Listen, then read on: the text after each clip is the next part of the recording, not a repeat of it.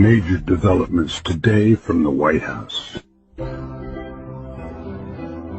Former President Donald Trump is expected to make a decision within the next 2 weeks on whether the U.S. will formally step into the escalating conflict between Israel and Iran.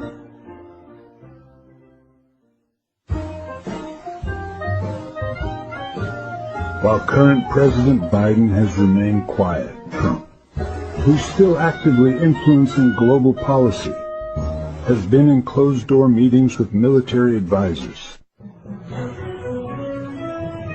The White House confirmed today that discussions are focused on how best to support Israel while avoiding a full-scale global conflict. Meanwhile, the war on the ground continues to intensify.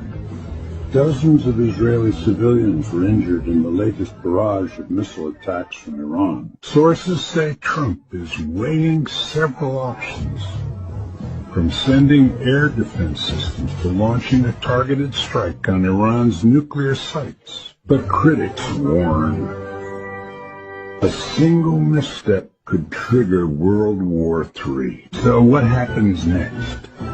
We may know within 14 days. Stay tuned and subscribe for live updates as this story develops. Hit the bell icon to stay informed.